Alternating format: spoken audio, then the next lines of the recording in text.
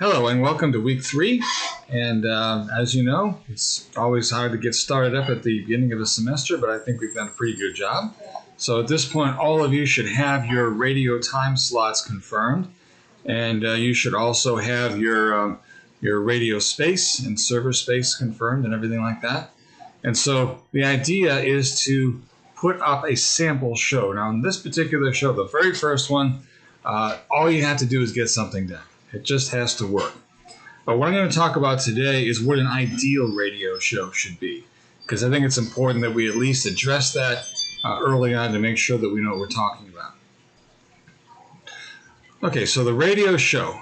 So a radio show is basically governed by time slots, by segments. And so let's talk about what that means. So radio time. The radio time starts with hours. Your radio show has a time slot that's an hour long, and this is probably industry standard. Let's say an hour would be a normal time slot for a radio program. Not to say that you couldn't have something like a 30-minute slot, and of course advertisers by 30 seconds or a minute or something like that. But typically, in this, at least in your case here, you've got an hour to fill. Now, the way the hour works is each time slot, each hour is broken up into 4 blocks. And these are usually referred to as the top of the hour. That would be, for those of you who are not used to analog clocks, when the big hand gets on the 12, that's the top of the hour. So it's the top of the clock. And so then, as the hand moves down, then you get the first quarter hour. So basically, if your time slot begins at 3 o'clock, top of the hour would be 3 o'clock. And so the first quarter would be 3:15. Then you get the bottom of the hour. That's when the clock's all the way down there. And then it comes back up again. You've got the third quarter, and then, of course, you're done. And so each of those times is a specific unit in the radio world. And so each of them must be identified with some kind of a station ID.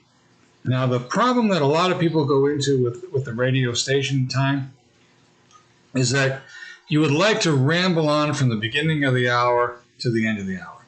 Sometimes that's what you want to do, or you just play music throughout the entire thing. But it doesn't really work that way in the world of radio. You have to do an ID every quarter hour for many reasons. First of all, you want your listeners to be able to remember who they're listening to. Now, that may sound like a dumb thing to say, but if you tune into a show that you've never heard before, and let's say you've tuned in after the initial station ID, you may want to know what that show is. And also, if you're representing a radio station, they want to make sure everybody knows exactly what station they're listening to. And so you have to do that. And of course, your sponsors need to know when their commercials run. So for quarter hour musts, the first must, every quarter hour must have key elements. Top of the hour, time ID. So it's 3 o'clock, and this is Paul Joseph, and this is MU Radio. And whatever the name of the show it is. Station ID, MU Radio, or Methodist Radio, WRKO, whatever station it is, you have to give the station ID. You have to give the show ID. Yeah, and this is Paul Joseph with Times of Our Lives, whatever it is that the show is named. And then, of course, you must have at least one sweep. So it could be a shout out to the Writing Center or some other organization that you're doing a sweep for. There are loads of sweeps around there. Some of the sweeps are pre-recorded. Sometimes you're just basically reading off a script. That's up to you. Sponsorships and messages, or sponsors and messages.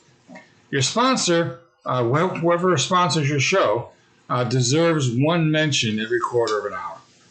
And usually that's about the time you would do that. Sometimes you have multiple sponsors. But those all have to be there. And they all have to be documented on your station log. So your ID log must include each quarter hour. And so that's going to be, and also it's important to understand that in the real world of radio, sometimes you hit what's called a hard break, where you literally have to stop at that time, or you're in trouble with the FCC. Sometimes you get a little more flexibility. Sometimes you can move a sweep here or there and get away with it. I'm going to say that for our purposes, the quarter hour can have some leeway, as long as it doesn't get missed altogether. So let's say you're 2 or 3 minutes late on your quarter-of-hour station ID. As long as it happens before the next quarter, and at least before it passes through the beginning of that quarter, let's try to keep it relatively tight when you can. And you must have what sweep you aired at that timestamp. And so the reason why you do that is because if I were the FCC, I'm going to be listening to your program and finding out if you comply with what it says in your log. And so if I go to that particular timestamp and I don't see that sweep, then I'll know that you've done something wrong. Same thing with sponsors. Make sure you identify where you put the sponsor during the course of the show. And approximate listeners, and basically what you want to do is find out how many people were listening at each quarter hour and mark that down on your documentation. And of course, the verification, just basically check, yes, I did the station ID, yes, I did the show ID, and that goes into your log. And timing. Plan your show around the quarter of an hour. Now, let me explain why we're saying this. It seems kind of redundant. If you're playing music, let's say you got maybe 2 or 3 songs guaranteed will get you through a quarter of an hour. So if each song is like 4 minutes, then you know that you can't really do any more than 3 if it's 4 minutes, because you're past 12 and you may not be able to get another one in there unless you've got something that's particularly short or if one of them is longer than the other. So you want to plan that accordingly. And of course, you must do the IDs. You have to make sure you have time for the IDs. And as I said, time the music. And if you're doing an interview, make sure you interrupt the interview to do these IDs if you have to. Just say, well, excuse me, I just want to point out that this is 315, and this is MU Radio, and this is your shows, or something like that. It can be as simple as that. Maybe that's all you do. Now, if you have a producer help you out, that can be a real godsend. Now, a producer is someone who works behind the scenes. So in case of a radio show, it would be somebody who may not actually say anything on the air. And so one famous radio show host referred to his producer as Mr. Producer and Mr. Call Screener. And every once in a while he'd say, Mr. Producer, open your mic. Let me ask you a question. And so sometimes the producer will say something, but typically no. A producer keeps track of things like we've just described. So if you have a producer and you're approaching a quarter of an hour and you haven't prepared for it, the producer may tap you on the shoulder and say, come on, we got to do this. And so then you would do so. Or they can also queue up necessary sources. So if you have a sweep coming up and they could get that ready for you, that sort of thing. And sometimes that producer can be a co-host. If you have a co-host, so much the better. And they will do the research for you.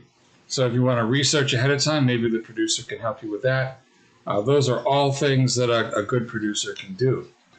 Okay, so as we approach week 3, as we enter week 3, the idea is that we want to get the shows on track this week. We want to make sure that at least 1 full hour gets recorded and put up in the archives so that we can have something to adequately critique on Friday.